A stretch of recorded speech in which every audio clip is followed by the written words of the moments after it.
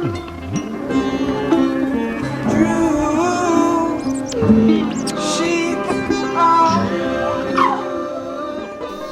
to a new edition of the Neon Jazz interview series with Brooklyn-based Sitar Player, musician, and photographer Jarvis Earnshaw.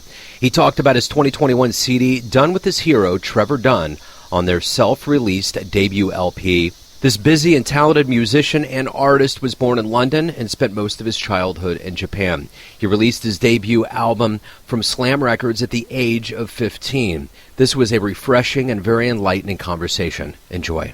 Hi, nice to hear from you.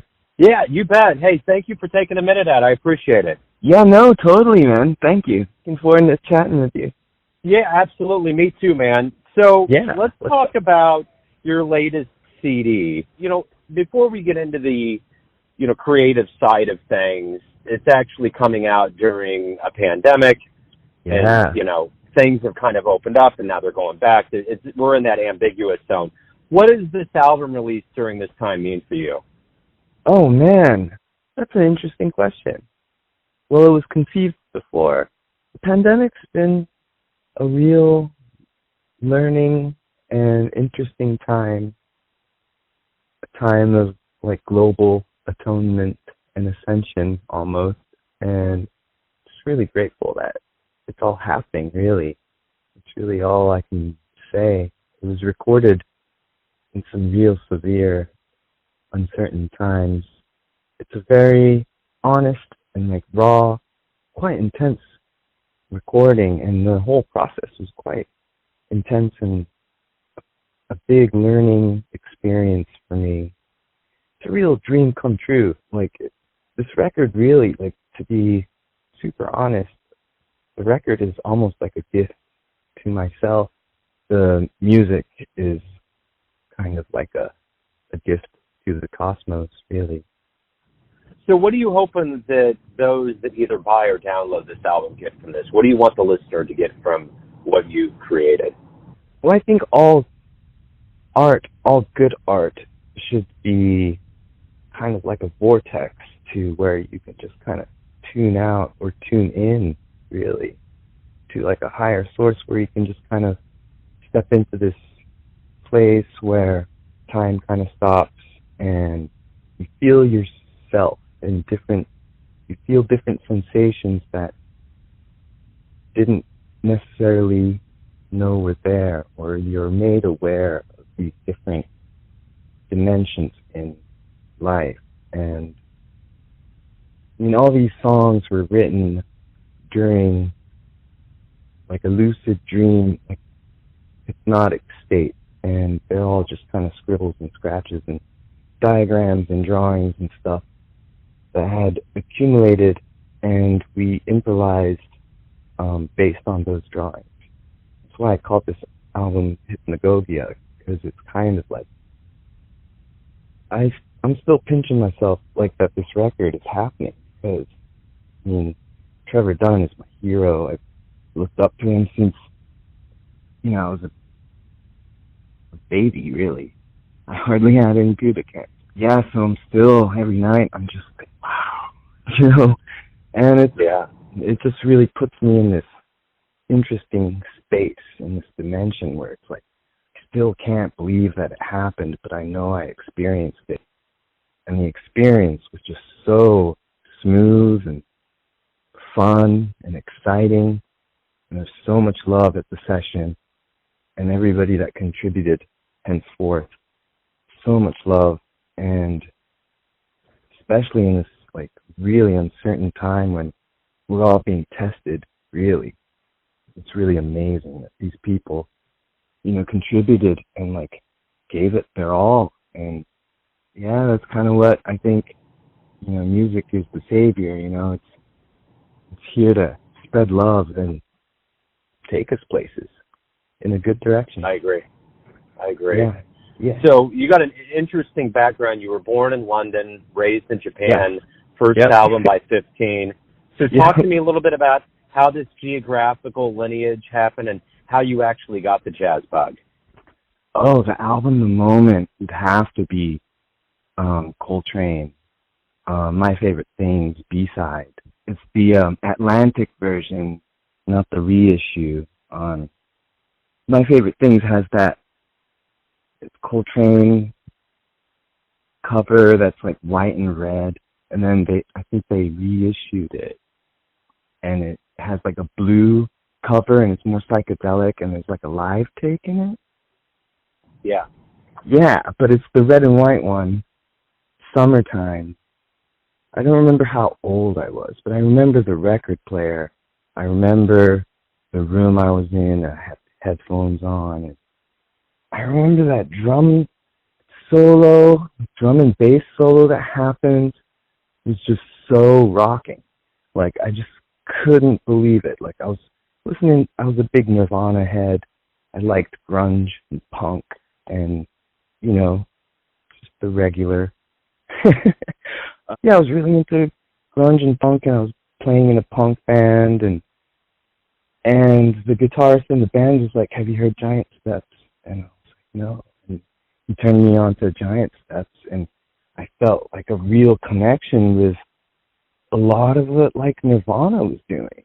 Like, just how, I guess I felt like the word rock for the first time in my body. Like, I knew what the word meant, but I didn't really understand. But I think when I heard Summertime and I heard the drums, the da, da, da, and just like the intensity, I was just like, wow, this is fucking rocking. And I was like in a little apartment that I shared with my mother and sister in Yokohama. And Yokohama it's an interesting place in Japan because it's a port town, and that's kind of where Japan like slowly opened up to the rest of the world. And so there's like a lot of Navy bases, and there's like remnants of, I guess, World War II, and there's still a lot of like old school jazz clubs. And so I would sneak around. Like, I'd be like 14, 15, I couldn't even drink, and I didn't even have the money to drink, so I would just go to these jazz clubs and watch live bands play and just sit at like the corner of the bar and just order a Coca-Cola because they had seating charges and I could hardly afford anything. So yeah, or I would sit outside of the bar and just listen. I'll just sit on the pavement and just listen to the band through the crack of the door. I don't think I really ever caught the jazz bug, really. I think I don't really think of music with genres, really. I know, as cheesy as it sounds, I'm just here to rock out, man. I'm just here to fucking rock. That's all, really.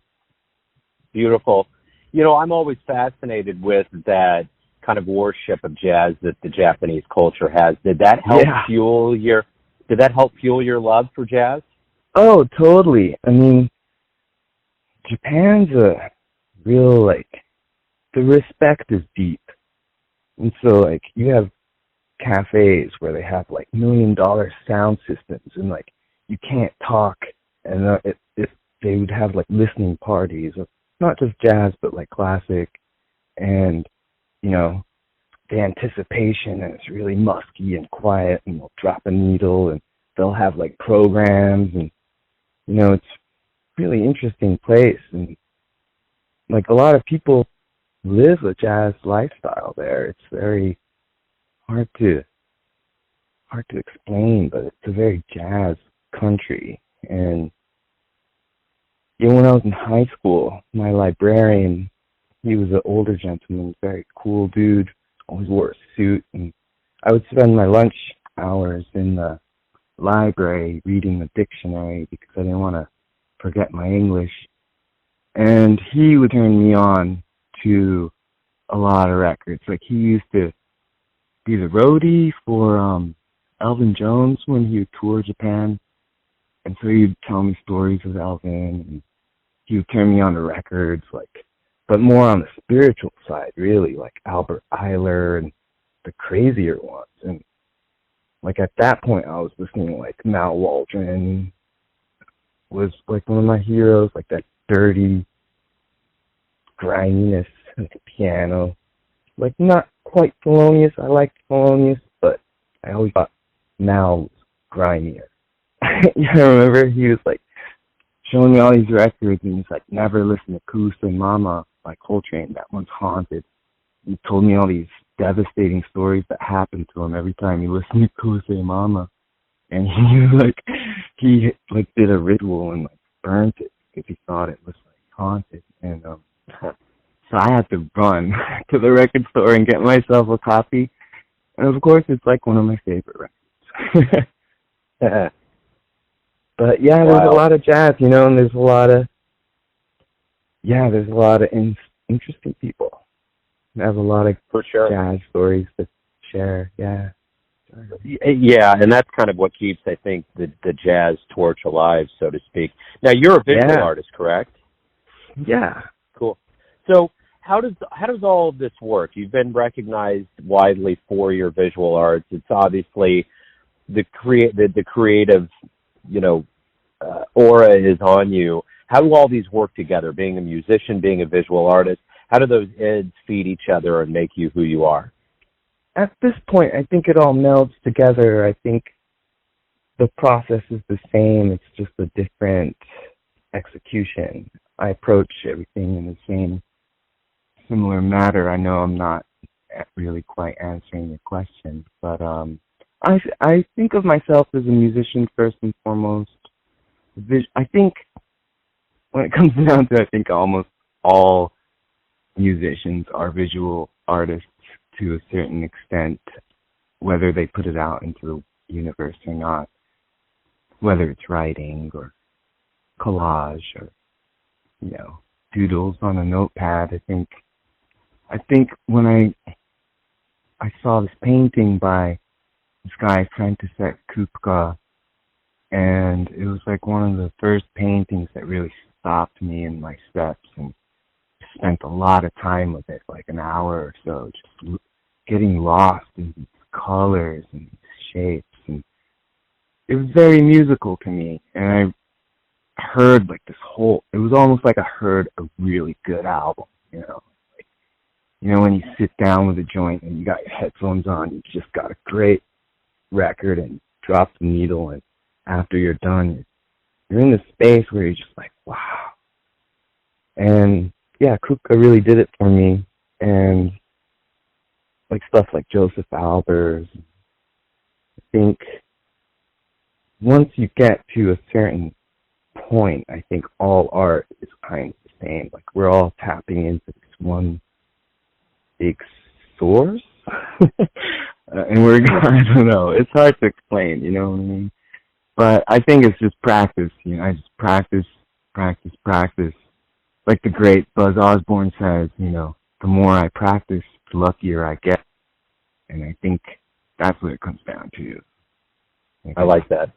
Practice every day, you know, and just kind of slowly carve out what you think it is you want to hear. I think it comes down to that, you know, like I hear all these sounds in my head and I'm just trying to get them out. And because I want to hear them as a spectator, not just like inside. And this record that I'm putting out, Trevor, is so close. It's like, yeah, it's the best music I've ever. It's like the peak of my life right now, really. Yeah. So, you know, every day you wake up, you get the opportunity to create. Yes. In a myriad very fortunate. Such a luxury. Yes. Yeah. So with that in mind, what fuels you? What do you like the best about the process of being a professional musician, an artist? What do you look forward to every day you wake up? What do I look forward to? I'm just very appreciative, and I just feel lucky that I'm alive, really, that I have these opportunities, and that I get to experience these things. I think what I look forward to is new experiences and more collaborations with other beautiful human beings. Before the pandemic happened, I used to ask people in various capacities whether they had a lot of education or a lot of geographical experience like you. You know, how strong is jazz? And I don't ever have to ask that again. From March 20th on, that question will never be asked again because I know how strong jazz is. The itineraries that were blown away by the pandemic have been mind-boggling. But my question to you, as far as somebody that's been around so much and been in so many hotbeds of jazz, yes, from your perception of things, how prevalent, how permeating is jazz? I mean, from the spirit of Coltrane to the sweat of the musicians today, how strong do you see jazz as an art form in the world and the collective world that you've been involved with? Oh, as healthy as it can be. I think jazz is cool because it's constantly evolving. Like I guess in a way, like you said, it can get pigeonholed, but it also cannot at this point. There's so many bands that are like super innovative and like even like Trevor's phenomenal projects like Trio Convulsant or Endangered Blood. I mean, they're jazz, but is it really? Like, it's just really great music. And I think the awesomeness about jazz is that it is open to interpretation. But it's another cool thing about jazz is that jazz musicians tend to be very disciplined. And I think a lot of other genres kind of lack that.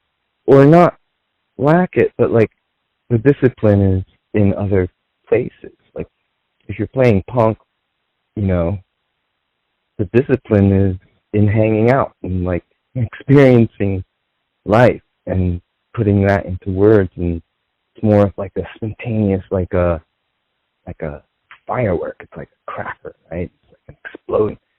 But with jazz, the discipline is really in the studying, feeling the notes, and really understanding the notes. And there's a lot of work that goes into jazz. I mean, to improvise, you know, you got to be in that state of the Tao, right? Like you got to be on like automatic writing basically when you're doing jazz. But to get to that point of automatic writing, there's years and years and years of studying and practicing and hours of just sitting by yourself and really learning the notes. And after years of that, you get into these weird waves where you're just going through the motions, but you got to catch yourself and really express those notes. And I think in that sense, jazz will always be healthy, and also because we have so many amazing teachers to learn from. You could spend a lifetime like, learning. Really? Yeah, Ornette Coleman, man. So yeah, I think jazz will always be healthy. And you know, the one thing that we've been you know, one thing we've been missing over this time since the quarantine began in March of 2020 is the live element, and hopefully this album opens up. Yeah. So hopefully this album opens up that live element for you. But it's interesting, and I'm sure we're probably in the same age realm here. You know, we've had these flashpoints historically of 9/11 and things that have happened, you know, skirmishes in the Middle East, and, you know, the American consciousness will wake up and say, okay, we're going to go about this differently. But I think that the people that go back to see live music, I think this may be a level of permanence. And my question to you is this. What do you hope collectively we get, both musician and the audience, from this time away from live music when we do start seeing things open up and we do get into those venues to see live music? What do you hope resonates? What do you hope we get from this absence away from live music?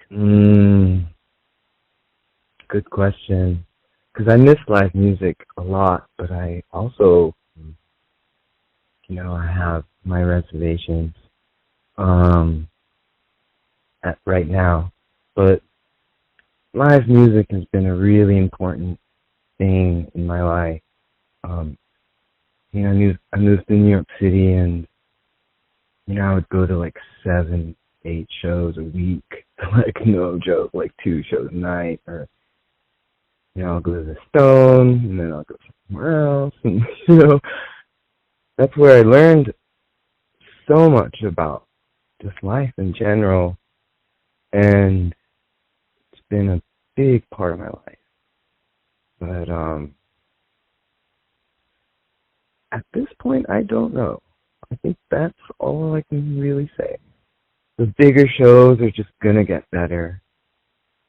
I worry about the smaller shows, like the basement shows, the squat parties, and I think, because that's where it's at, really. The house shows, you know, and like that's where like the real cutting edge and real crazy shit happens. I worry about how that will happen. But not in a bad way. I'm not like worried in a bad way. I'm just, you know, during the pandemic, all these musicians, all they have to do is practice. So you better bet there are gonna be some amazing performances. But I think we're gonna have to take some small baby steps towards that, you know. I mean, health is wealth, and we gotta really look out for each other right now. I don't know if playing shows is really the thing right now, you know. So why do you love jazz? Why do I love jazz? This just taught me so much about myself, really. It's like the perfect reflection of yourself. I think it's like a mirror that you can put up to your soul. And everyone, beautiful. And sometimes it's mad ugly. Yeah, it is. Yeah. It certainly is. Yeah. So let's get to the essence of you and what makes you go. Everyone has a perception of you, your family, your friends, your fans. But you live your life. You have your perception of who you think you are. Who do you think you are? Who do I think I am? Yes. Yeah. Who do I think I am? I'm a mere humble student in this big classroom they call Earth. I'm just going through experiences, man, just like you. Trying to be a good man. Just trying to be good to my neighbor. Good to people, you know? And the only thing I know how to do is music. So, just trying to share the fruits of my labor. Beautiful. You know, you mentioned Coltrane and how seminal he has been to you, but if we get off the phone and that DeLorean time machine pulls up in front of your place and you can punch in the digits and go see anybody, and more importantly, have a discussion with that historical figure, anybody in the history of music, who are you going to go see? Who do you want to talk to? Just one person? No, we can have more. I think I would punch in the time machine and go back to my first show that I ever played in front of anybody. I think I would go like right before the show starts and just tell myself, have a good time. Man, that's an awesome answer. That's kind of one of those, you encapsulated two questions, and I guess I could even ask this to you.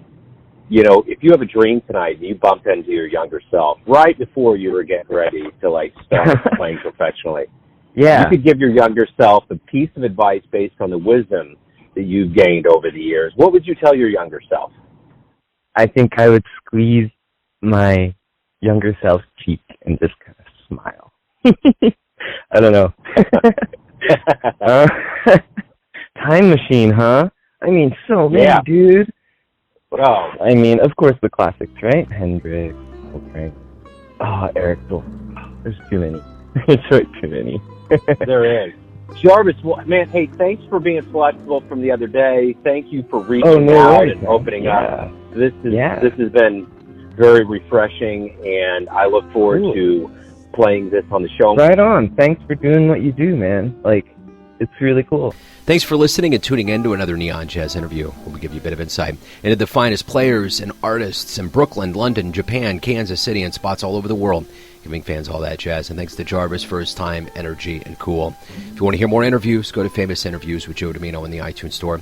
Visit neonjazz at youtube.com, and for everything Neon Jazz all the time, go to the neonjazz.blogspot.com. Until next time, enjoy the jazz, my friends.